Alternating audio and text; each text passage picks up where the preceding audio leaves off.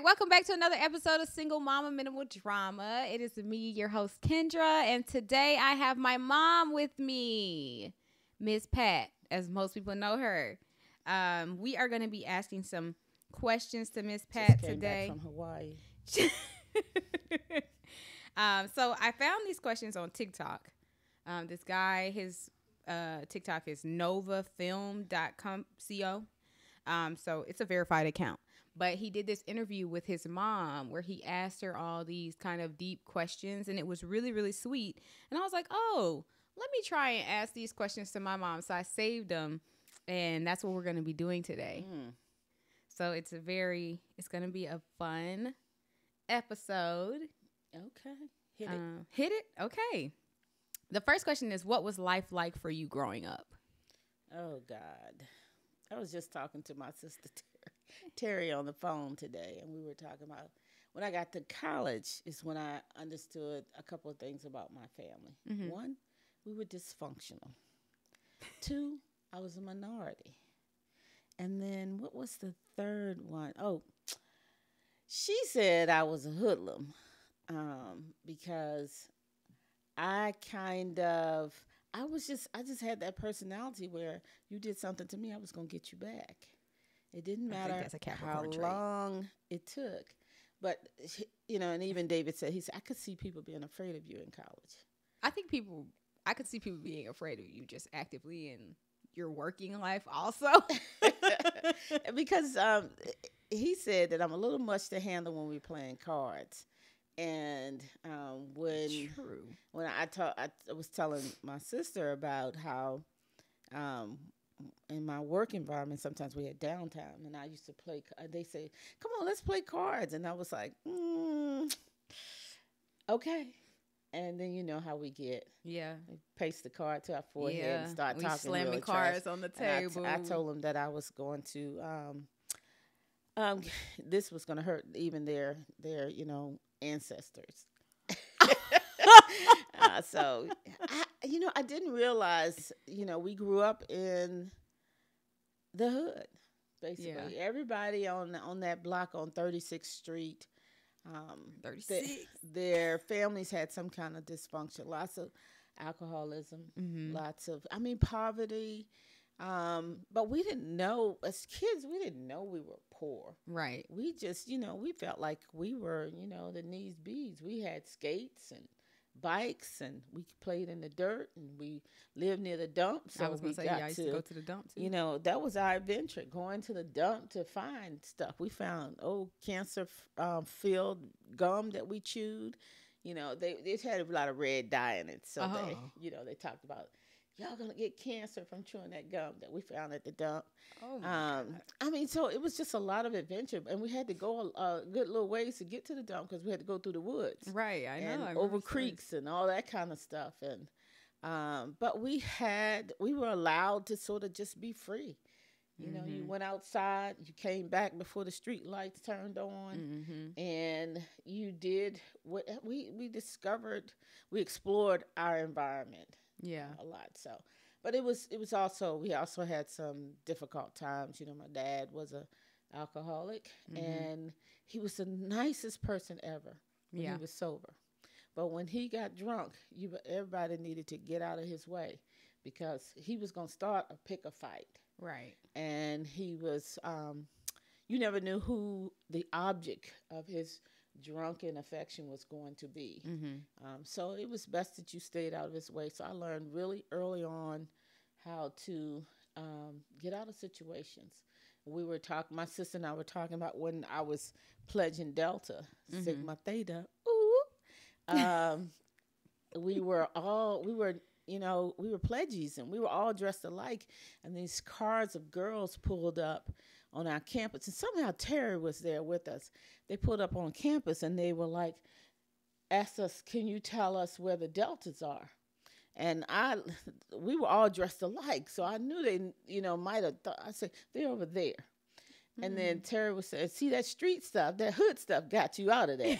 Because, they would come from Norfolk State and other places like that to find pledges on campuses like William and Mary because they figured we weren't getting hazed enough. Oh, okay. And so back in the day, they weren't going to haze wasn't me. An issue. I was going to find a way to get out of it. So we jumped in a car and we left. But she just thought that was kind of hilarious that my hoodism has kept me out of some things. Your street smarts. Street smarts is a better way to put it. Yes. Yeah. When I think about like some of the stories that you told me about like y'all going to the dump as kids and y'all just kind of being like free out there. And I was literally just saying to Micah, my brother, that I couldn't like remember the time Micah and Marcus and all of them were riding the bikes and you caught them riding the bikes. They was over there at the gas station. And I was like, I could not imagine Sam and Weston out in the street riding them bikes over the railroad track going to the gas station. They weren't supposed to be out there either. Right, they weren't, but they did. And like you guys, y'all were allowed to do stuff like that. And I just couldn't even imagine letting my kids go through the woods, over the creeks, to the dump to eat gum. We were able to go a fair distance away from our home. Our mom never knew where we were. We were at there was a city park on Chimborazo Boulevard. We used to go over to the city park and hang out there and, meet with groups of kids. And if it was snowing, we would take cardboard and slide down the hill. Right. So I've seen that hill. That's a big hill. Yes, it is a very big hill. We came back with some bumps and some bruises, but nobody ever questioned it. That's the hill that kind of goes down, leads kind of straight to the street, though. Yes, it is. Yeah. When you're young, you don't think about the consequences of things until you get a little older and you start to understand the what ifs. And I think for me as an adult, I've noticed that I think a lot about the what ifs. Right. And I'm constantly going, but we shouldn't do this because this might happen. And I'm trying to get back to just sort of letting go, being free.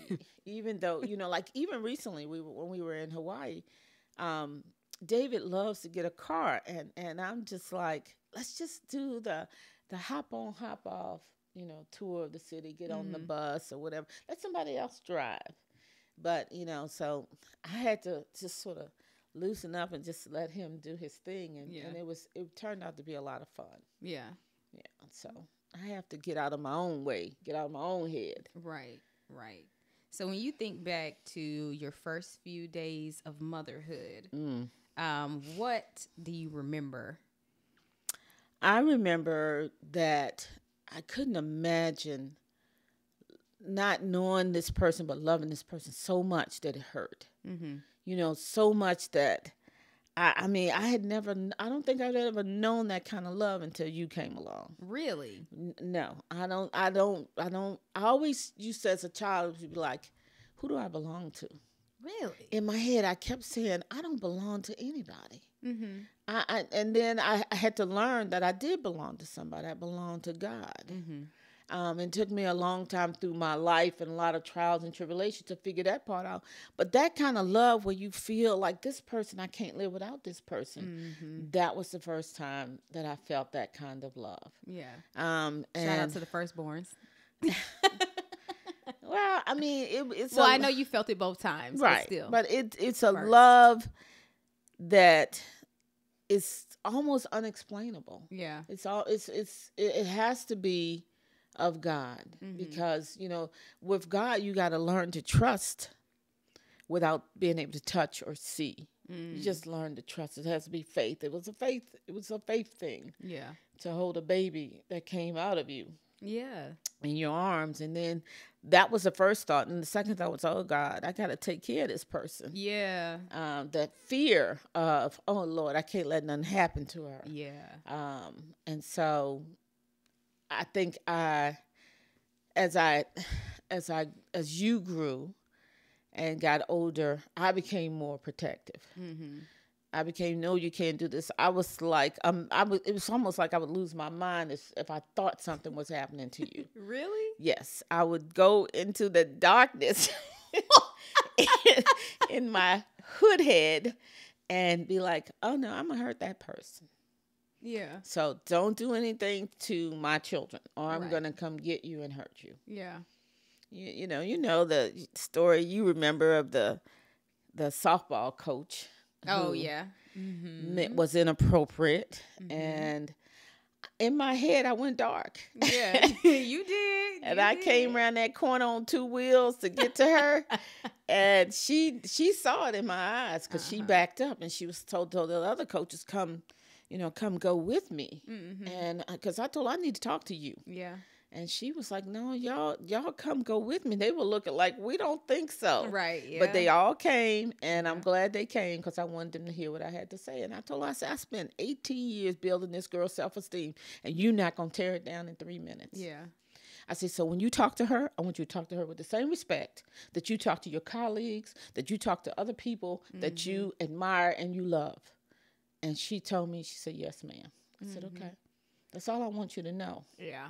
I think about that a lot, that conversation that you had a lot when you talk about the 18 years of building the self-confidence, because like as an adult now, I'm just like, when people do things to me or try and like tear me down, I'm like, no, that's not gonna, like, that's not gonna go. Like she built it up for 18 years. I had to build it up for all that time afterwards. And like, even though it's mainly me now, like you still in the background are like, nope, you can do it. You can do it. You can do it.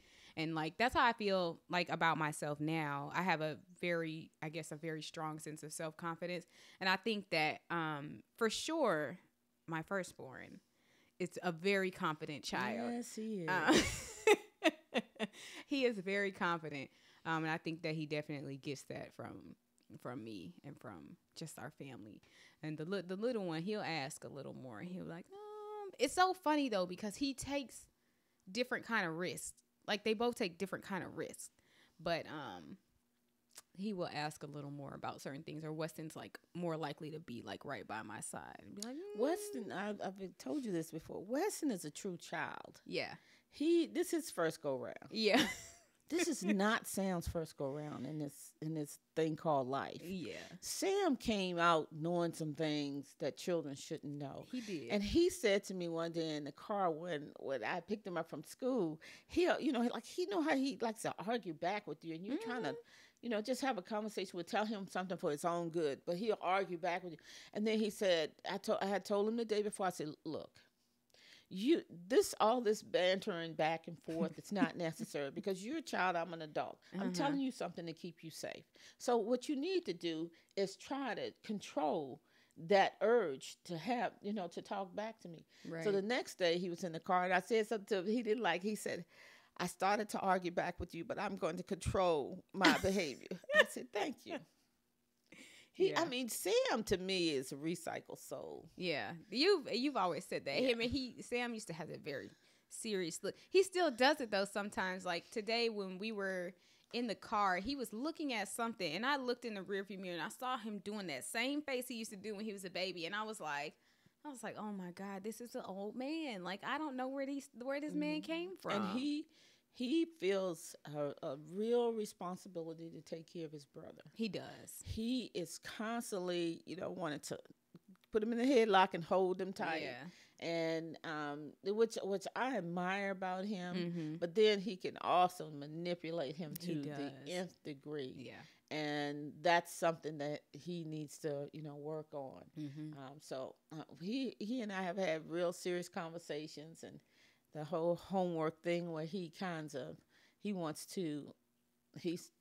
tics and behaviors that I think it's just him not wanting to do the homework. Yeah, he doesn't. And so you have to call him on it. He can exhaust you because he's an adult in his head. He knows a lot that we don't know. Yeah.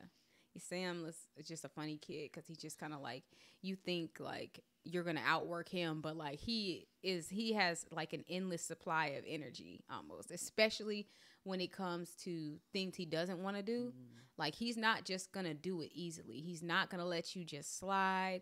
Like he's not gonna listen to what you say on the first time, like not even on the third time sometimes, like he's gonna go for what he wants. And that's, and like it's hard sometimes as a parent because I don't want to take that from him because I want him to go after things that he wants in real life. But I want him to understand like the bounds and limitations that are there, that are like structures that are placed in life on purpose.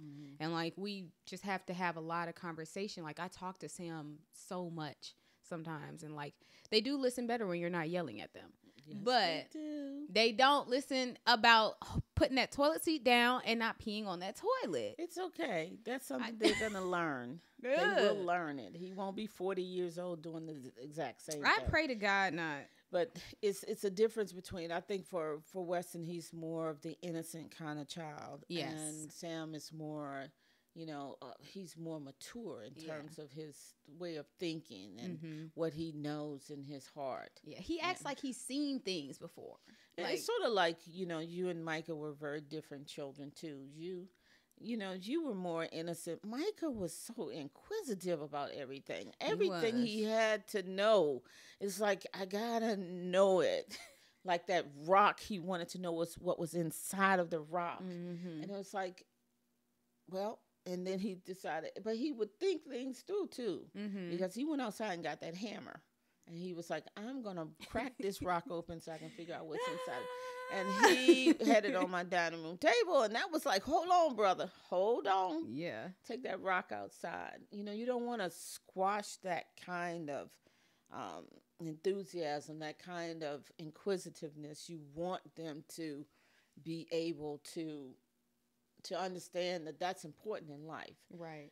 Without putting a whole lot of boundaries on children so that they won't go for what they really want. Right.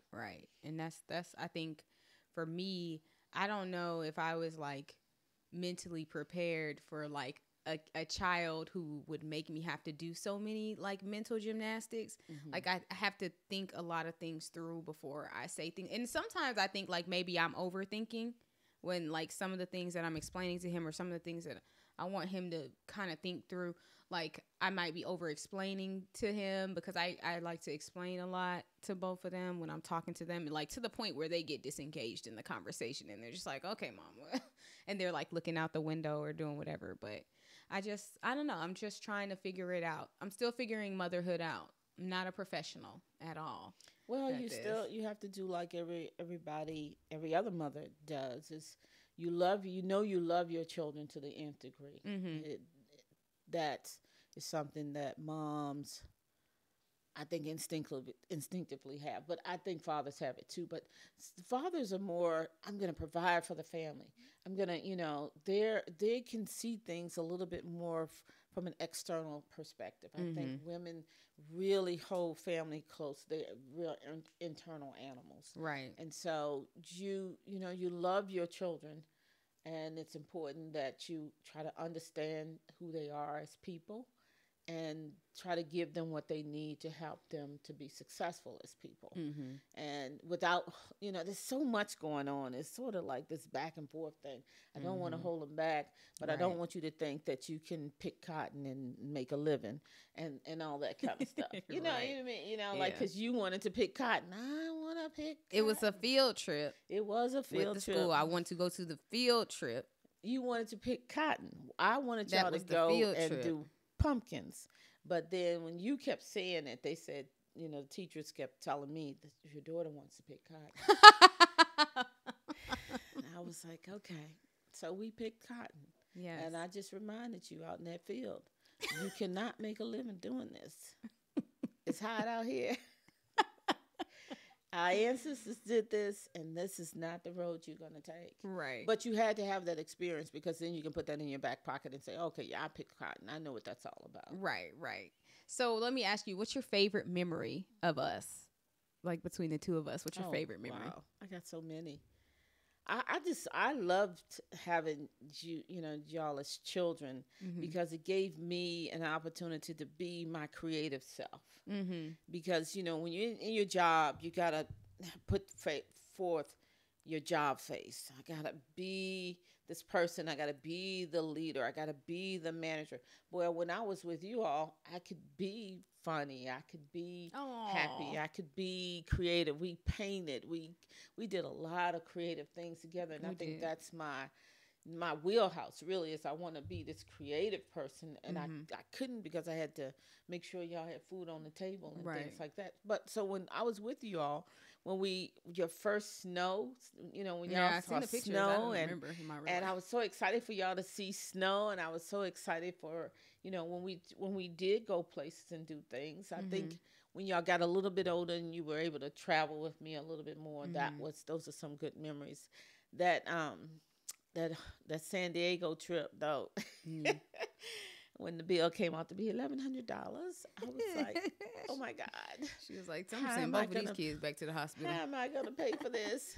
But y'all had discovered room service, Yeah. and I left y'all in the room because y'all were old enough to do that. Yeah. But I had no idea y'all were gonna buy as many movies and as many video games and Yeah. order as much I remember food as y'all that. did. I remember that hotel because the like remote had like the room had like a controller for the TV so you could do the video game. It was a lot of fun. I don't think we, even though we were old enough to be in there by ourselves and old enough to stay, like I don't think we really grasped the concept of like this is running up a bill. Right. I don't think y'all we didn't. at all. We were just like, oh, we're hungry. Let's just order room service. Yeah, They'll bring the food up to the room. I laugh about it now. I was not laughing when I was at that registration counter trying to figure out how I was going to pay that bill. Yeah. But I mean, I think for me, some of my favorite memories was watching you all play with your friends, being in the swimming pool, teaching y'all how to swim, watching you be kids, Yeah. and enjoying just that experience. I was glad that I was able to hold on to the house so that y'all could have that experience, have all your friends over. Yeah. You had your friends over a lot, and Micah had a few friends, but he was always a happy kid, and he always, every time we would go someplace, I would say, "Oh, poor Micah," and he was just as happy to be there. Like, it's okay, I'm here. Yeah. I'm making it. So I don't think his personality, I don't think he cared that there weren't a lot of kids around. No. Michael was always a nurturer.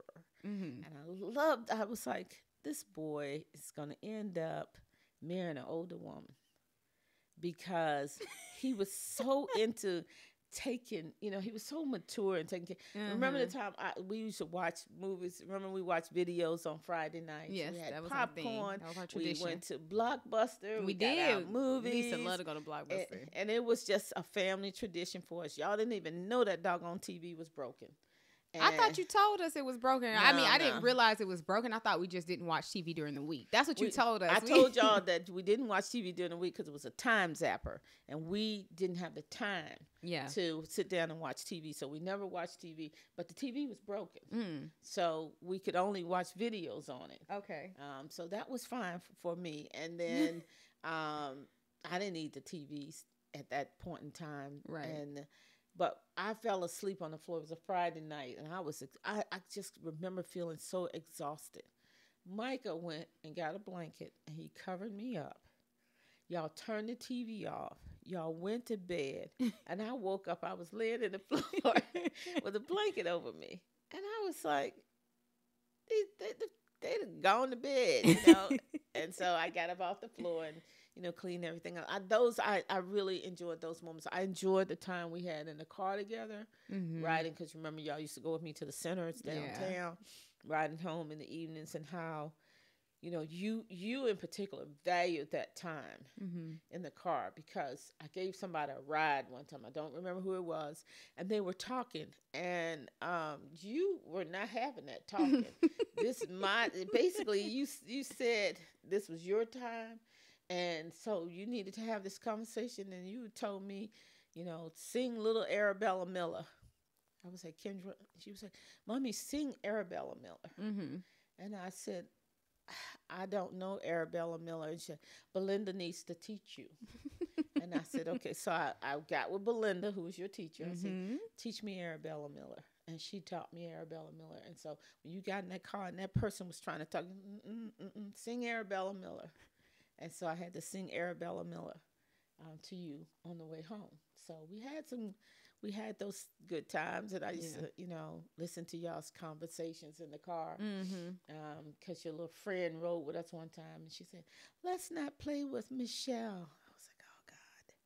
And in my mind, I was thinking, okay, let's see what Kendra says. Because Michelle was a child with some disabilities. Mm-hmm. And then you said, no, I think I'll play with her. I like her. I was like, yes, yes, yes.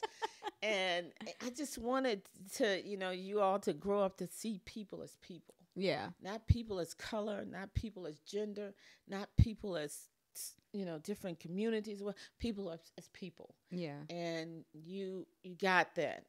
Those are the things that excited me, was when I saw y'all get what I was trying to, the messages I was trying to. Yeah, that's important. I think I still value time in the car, but it's in a weird way. I like to listen. I like to ride just listening to like music or listening to audiobooks now. Mm-hmm. But it's sometimes I do like I try, like with Sam and Weston, I try to be more conscious about making sure we're having conversations in the car. Please. But with them, they talk to me the most when we sit at the table and eat together. So like it doesn't matter where we are, if we're just the three of us and we're at the table, that's when they talk to me the most. They like to sit. That's just what I've noticed in my own kids. They like to sit at the table and eat. So like now when if we sit at the table together, I try to make sure like they put their tablets away. I don't have my phone out at the table. We're sitting and we're talking, and that's when they talk to me the most. So yeah, I told you a long time ago, it's not the quantity of time, it's the quality of the time. You really have to focus.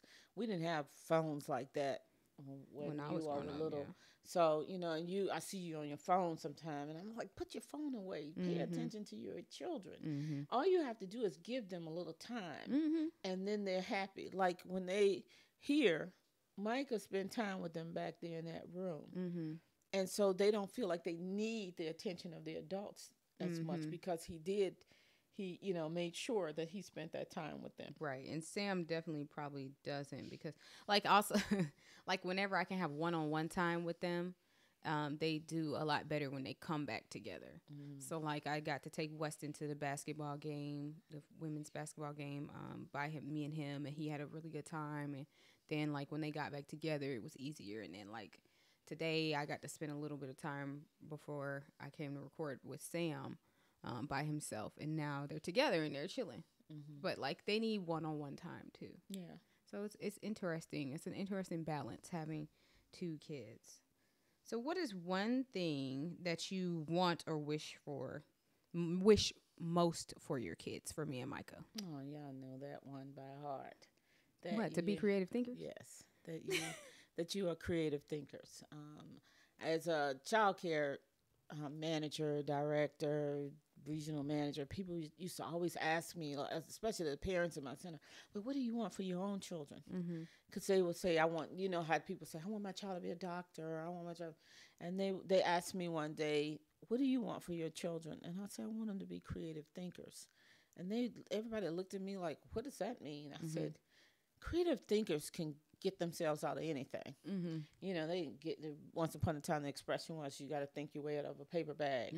They can think that if you're a creative thinker, if a situation is going good or not going so good, you can figure out ways in your head to say, let me figure out how to get out this situation, or let me figure out how I can make my situation better, or what I can do to create a better environment for me and the people around me. And I think you just, I wanted you to be well educated. Right. I wanted you to be kind to other people, because I think the world certainly could use a lot more kindness. And I didn't want you all to feel, like you were less than anybody else. Right. You were just as smart, or just as, you're just as good as any other person. I used to say a lot of times, you're no better or worse than anybody else. Okay. So that was important to me, because I think too many times as parents, we put a lot of pressure on our children to do certain things, to be certain things. But those are our dreams, and we're trying to live our dreams through you. Right. And, I used to look at that quote from Khalil Gibran that says, you can be your children, you bring your children in this world, but you cannot live your life through them. It's if I had my phone, I could probably look it up, but I don't. But it just resonated with me. I could never know the dreams that God has placed in you all to live and to achieve. And so, but I have to be the one. I'm the arrow. I'm the bow. You're the arrow. Right. And I gotta let go. Right. In order for you to get to where you're going. Oh, okay. So that's where I am. Yeah, I don't know what it is all the way yet that I want for Sam Weston. I want them to be, but I know that I always say I want them to be whole adults when they get older. Like, I want them to feel like they had like a fulfilling childhood and a fulfilling adolescence, and like so that they can go out and be whole and be healthy, you know, mentally, physically, emotionally. Because a lot of times I think like with boys, like people, they say that people don't raise boys. They raise their daughters, but they don't raise their sons. Well, women in particular, as a single parent, that's something that you really have to be cognizant of, because you do, as a woman, I know what your experience is going to be like, or I have, at least I've had some experience with that, being a woman.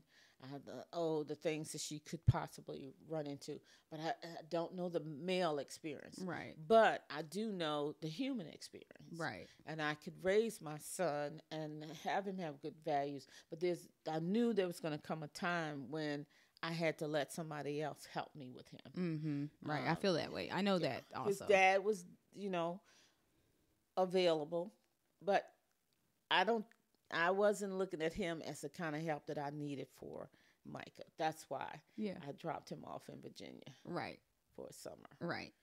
And he needed that kind of male bonding. I can't, I could go on the Cub Scout trips and stuff like that, but I couldn't do the hoorah kind of stuff with him because that wasn't my experience. Right. That I was going to put forth a good effort. Yeah, you did. They weren't going to tell me I couldn't, be out there. I was like, I'm here. She can't be on the Cub Scout trips.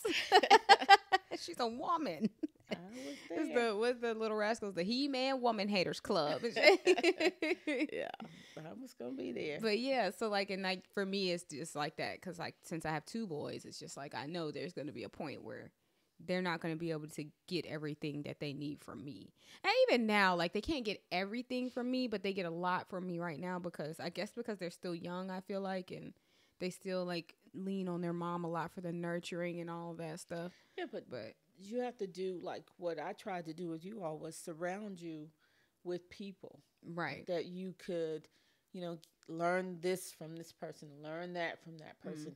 If you can't ask me the question, go ask this person, go ask that person. Right. Surround your kids with the right people. Right. And surround them with a lot of culture and traditions, like the whole, Kwanzaa celebrations and things like that. That surrounded you all with people that you knew that when it came to be your turn to be the guest of honor, you knew that you had a responsibility. The things that you shared with everybody at that celebration, you had to be responsible for making sure those things came true, because everybody in that room was sitting there applauding you, celebrating you, and that's important. People need to feel celebrated. Right.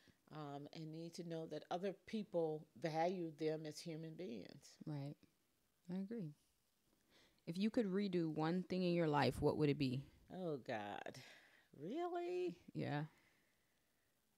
I've thought about that question a lot, because, I went to a predominantly white college, and I kept thinking, if I had just gone to Howard, because I went to Howard for a summer, I was like, would I have been a happier person? Would I have been able to achieve a lot as much? But then through my experiences of being at that college, I met, 4 or 5 of the best friends I'm ever going to have. And then we all still friends now. We all still depend on each other. And I would not want to not have that experience. Right. It's just the same thing as you think about, my first husband. Would I not, have done it? But I got 2 children. Right. I got the best of him in my children. So was it a perfect experience? No. Would I do it again?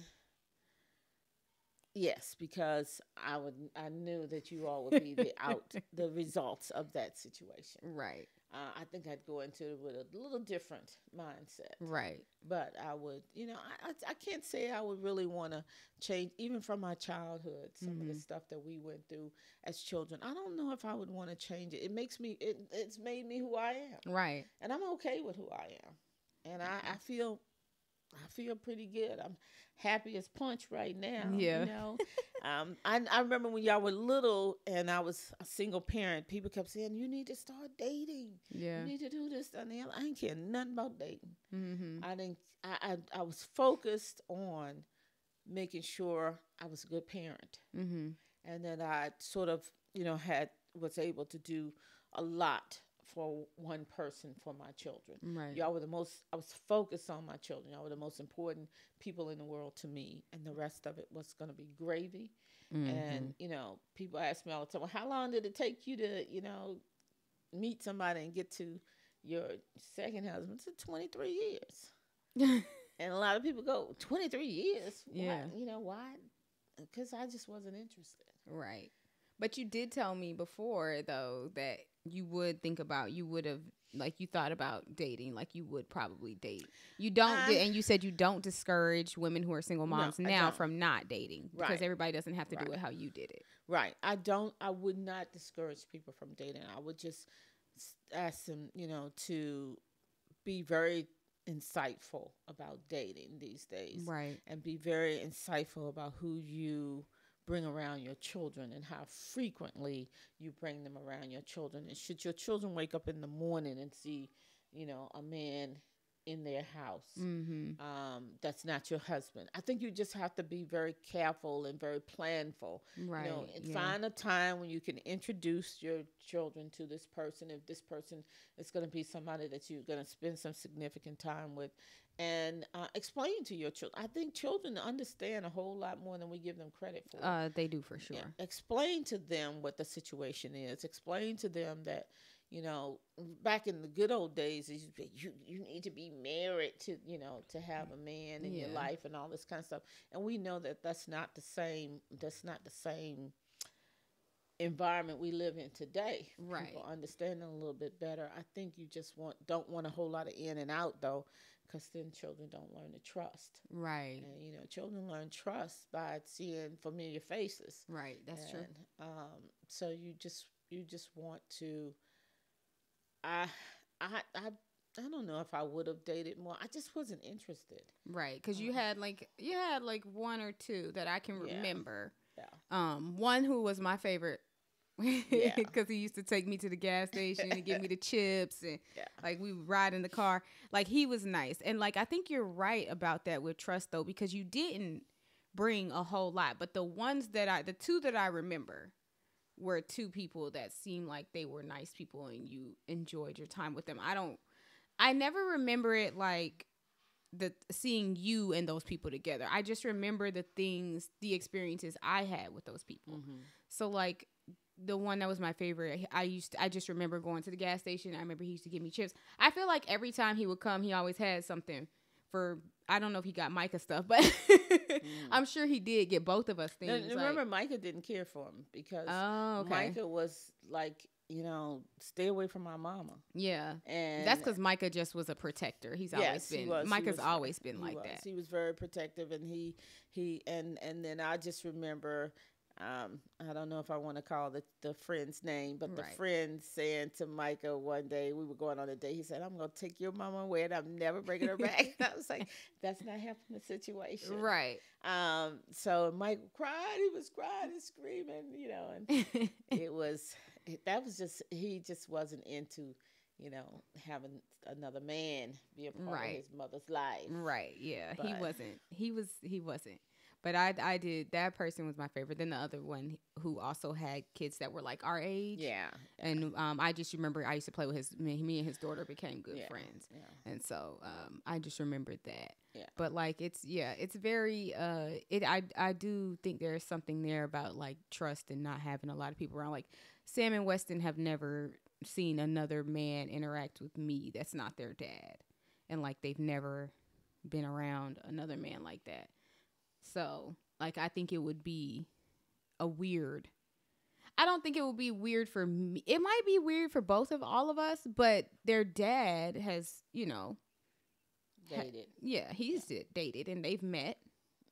But and I don't think it's been weird for them, but I think it's different for men than it is for women. Like, because I could see like them being kind of like Micah, Weston for sure, being more like Micah and being like, you're not coming in here taking my mom anywhere. Like, yeah, they have to grow. They have to grow used to the situation. They have to become comfortable with it. And you're right. As much as we tried to not segregate men and women, and like the old book, men are from Mars, women are from Venus. It's still, we still have some of that, some of those cultural mores in the backs of our minds.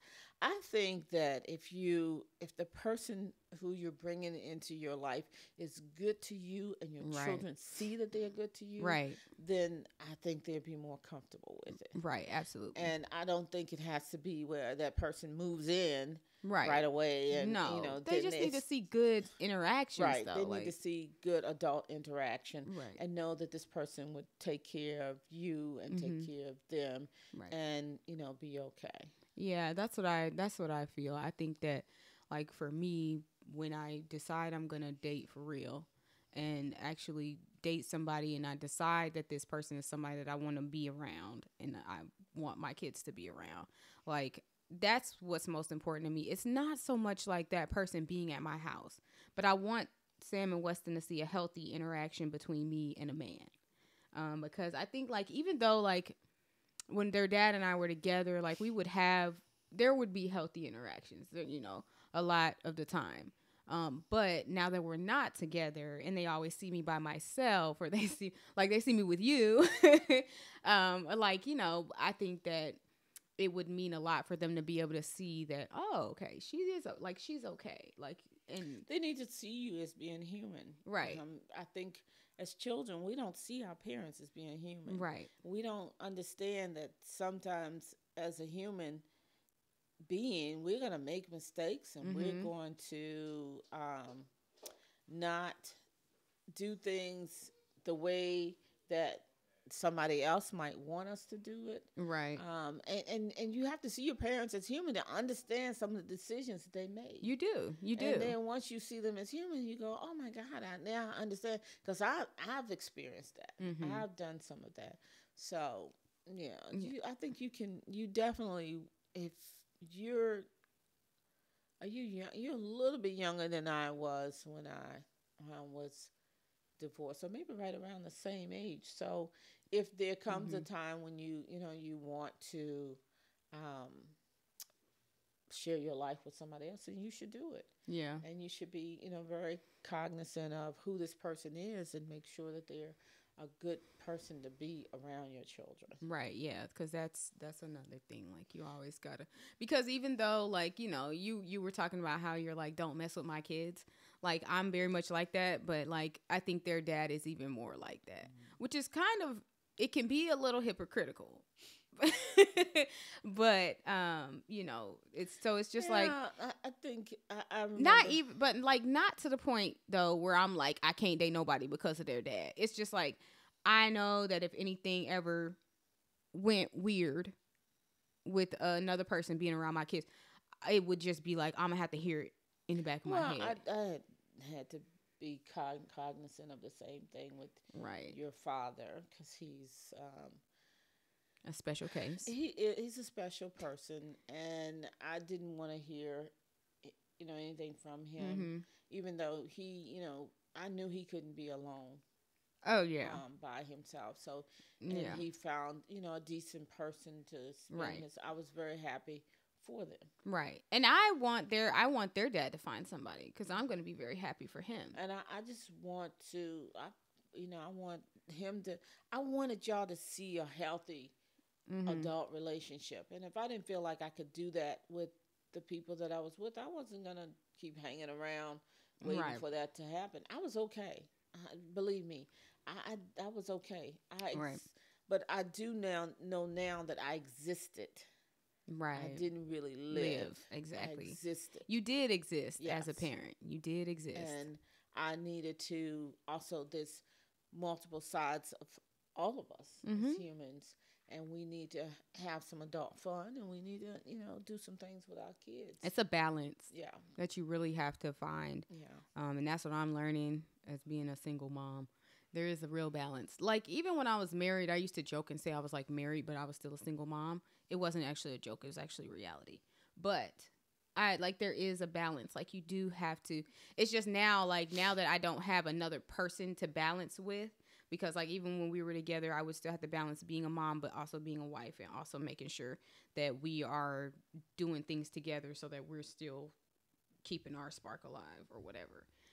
But like now, if I think about like dating, or if I think about like being with another person, it's like, yeah, I am going to have to balance the time, and I'm going to have to give that person, I feel like, a lot of time to get to know me before I can really kind of bring them around, my kids. And like, even then it wouldn't probably be like, I don't even know like how I would introduce them. Like, you're going to have to meet me at the park or something like that. I felt like that I needed those 23 years to get to know who I was. Right. I for a long time, like I said, I didn't, as a child, I kept saying, who do I belong to? And then as an adult, I kept saying, especially when I was with men, I was like, are you really seeing me? Do you really know who I am? Or I'm just, a pound of flesh. Right. I need you to see me and know who I am. And when David and I got together, it was just like, he sees me. Yeah. He knows who I am. Yeah. And he still wants to be with me. Yeah. Because David knows who I am. Yeah. And he's okay with that. He just looks at me sometimes. He says, I just go quiet. Yeah, he does. Till you. He's good. He knows when to be quiet. He knows when to talk. And Yeah. You ain't going to find that. I know. Yeah. But you do have to, I think there is something to be said about having a partner who really understands who you are. But it helps you. Right. It helps you to be the best person that you can be. Because there's a lot of times when I probably would have flew off the handle and gone, hoodlum. Yeah. But I don't with him, because I know that he loves me, and I know I love him, and I want him more in my life more than I care about this little situation that might be happening. Right. I think, and that's important to keep in mind. Because there's just something about having somebody who knows you. I don't ever feel like I've ever been with anybody who's actually really known me. Right. When it happens, you know it. Right. It's so surreal. It's sort of like that, holding that baby in your arms and you go, I love you. Yeah. It's that same thing. It's like, oh my God. He's seeing my soul, my spirit, who I am. Yeah. Not just, a pretty face. Yeah. Because I know, like, sometimes, like, I'll have moments, I have had moments where, like, I guess they call it imposter syndrome, like, where you're like, I don't, why am I here? Why do I deserve this? And, like, I'll self-sabotage. So I'll start kind of going off the end and being like, he doesn't really actually like me the way he says he likes me. And, like, I'll do little things, or I might say something, but, like, and I try, like, it's something that I've constantly trying to be better at. But I think that if I ever had a person, or ever was with a guy who actually knew me, like, I feel like he would see that coming. He would be like, all right, now calm down, before I could even start the shit. Yeah, like, he would be like, all right, now I see where you're going with this, and that's not where we going today. And then, like, I think that if I ever found that person, that would be nice. Yeah, because what happens is they understand the essence of who you are, and they know your mannerisms, and then they can say, okay, you about to go off, right? But I'm not gonna let you. Right. I'm not gonna contribute to that. Right. And that's what David does. He doesn't contribute to it. He sits back and he'll get quiet and he'll wait until the time is right. But then all the things that he does leading up to that, really,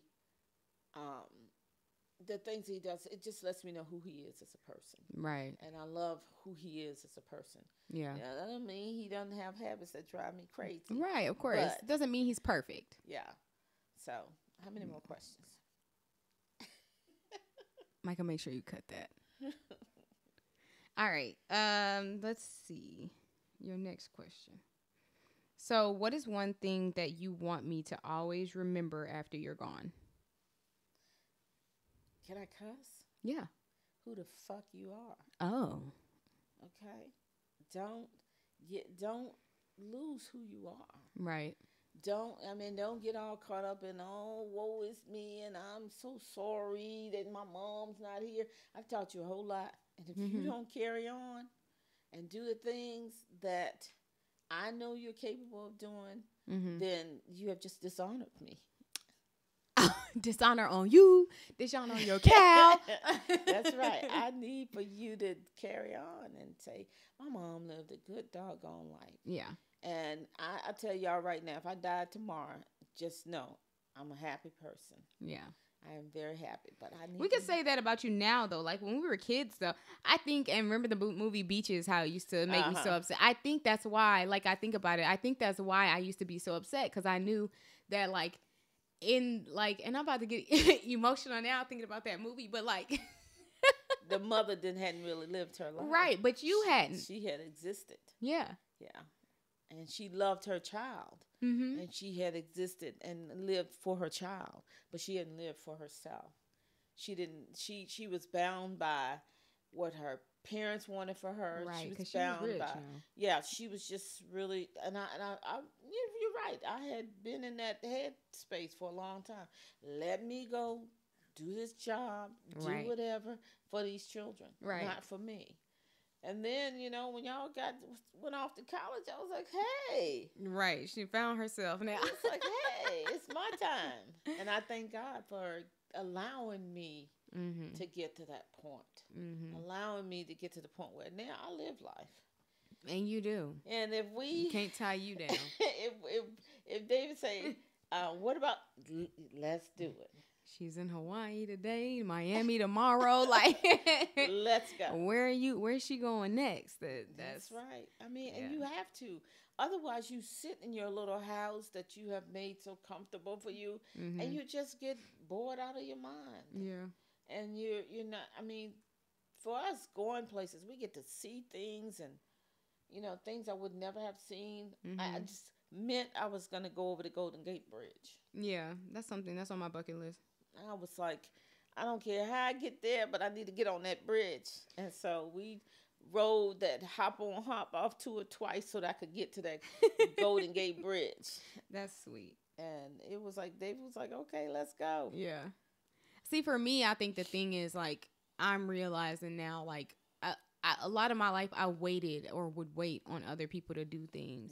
But now I'm just like, I can just do it by myself. Like, I'll just go by myself. I have to let everybody know where I'm going and how long I'm gonna be there.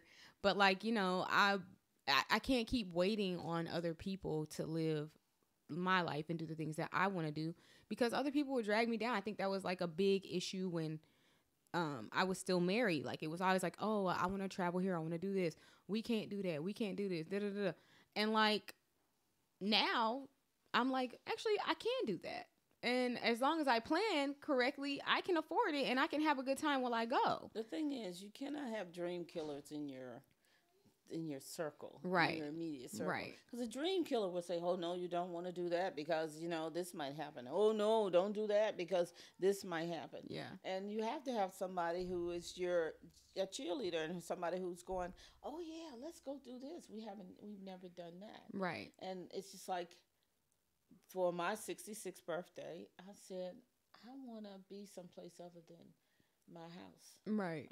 I've never been to Hawaii. I want to wake up in Hawaii. Yeah. And so David was like, okay, that's all you had to say. Yeah. And he planned the whole trip, and then he said, well, we can, make it a twofer. You've never been to San Francisco. Let's go there. Yeah. San Francisco's been on my list for a minute. And it was well worth it. Yeah.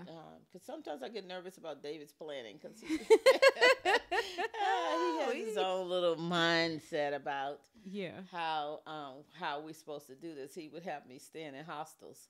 And I'm not doing hostels. But now he knows me very well. He knows you well now. He has, like, even though somebody can see you for who you are, they can still not necessarily know all of you. Or like, or maybe they might not be good at reading the room. Yes. Because you definitely got to know, like, all right, look, she ain't going to stay at this. Like me, I was having a conversation with one of my friends, and he was telling me how he went to his friend's wedding and he stayed at, it was like kind of like right after he graduated college. He stayed at like, a motel, and he was like, yeah, the door was on the outside of the room. I was like, I could not. I was like, I can't, because if I gotta sleep there, if I gotta lay my head there, like for me, the hotel is not just the place we only gonna be sleeping in. And even if it was, I'm not staying somewhere that is raggedy. Like I'm not gonna do it. I'm not gonna feel comfortable. I'm not gonna want to unpack my bag. Like I'm not gonna want to sit down. Like, so like for me, like the hotel, it matters to me. I'm not big on Airbnbs. A lot of people are big on that now. I would stayed at some really nice Airbnbs. Yeah, when we went to Richmond, like what is it, 2 summers ago? That one was nice. No, I've stayed at some that are better than that. Oh, yeah, yeah, that one was nice. It better was than just that. it was a little in-unit townhome. It was nice for what we were doing, because we we were stayed just at a 3-story townhome when we went to San Diego. When we were in Sacramento. oh, okay. Yeah, for David's Sacramento cousin's girl. wedding. Yeah. She says, yeah. But yeah,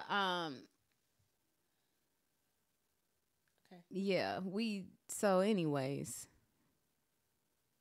I'm not going to stay at just any old hotel when I travel. Okay. And I can just put that out there for anybody who ever thinks they're going to be traveling with me. So what do you, and this is your last question, what do you want to tell your grandkids or your great-grandkids? Well, grandkids and great-grandkids, because I'm sure you will have great-grands. Tell them. What do you want to tell them? Like, what are some words of advice you will offer them, or what is it that you want them to know? Well, that, life is your oyster. It's what you make it. And you can't search for happiness in other people. You got to search for happiness on your own, for yourself. But I don't want them to be selfish. I want them to, to share their lives with people who they love and who care about them, and they care about them as well. I don't want them to waste the time that they've been given, because this life is a gift, but it goes by a whole lot faster than you think it's going to go by. It does. But to go out there and meet other people in other lands, because you will find that there's so many places out there, so many people out there, so much out there to experience, that it's crazy to just sit in your little box and not go see some of it. And it changes your whole perspective on the world. It makes you feel like, okay, I'm about this big, and this world is about this big, and I need to go out there and see it and touch it. And I think as African Americans, we have lived our lives small, and I think life can be lived a lot bigger. You're going to make some sacrifices. Make the sacrifices when you can. Use your creative thinking and your critical thinking, and figure out how you can go make the best of the life that you have, because you only get one. You do. So make the best of this life that you have. Live, love, and let Not other live, people. love, laugh. Yeah, no. I mean, like, live your life, but mind your own business. Let other people live their lives. Okay. Because I think that's what's wrong with the world. People out there trying to tell other people how to live their lives. You go live your life, and let these people over here live their lives. That's okay. And you can love whoever your heart tells you love. Love hard, live out loud, and just enjoy the time that you've been given. Okay, that's some good advice. Word to the wise. Well, do you have any closing thoughts, or are you good to go? My time is about up here. It's the TikTok over here is turned red. No, I just feel like being a parent is God's greatest gift to us as human beings. And I don't mean you have to be a biological parent. You can be a spiritual parent. You can be a foster parent. You can be whatever. But share your life, share your wisdom, share your knowledge, share, the gifts that you've been given with this world. And you can do that through helping a child to grow and be and just sit at your feet and listen to some of your wisdom. Okay. Thank you. You're welcome. Thank you for coming on to the podcast today. I really appreciate. What was that? Oh, you just throwing up your little. Go ahead. Thank you. I don't know what to call it. I didn't want to call it something else. I was gonna say your little triangle. Yeah. Which I'll be throwing up. But thank you for coming on to the podcast today. I really appreciate you coming to have this conversation, answer my questions. It's very enlightening. Okay. And I really enjoyed this conversation with you. You're welcome. So, if you guys are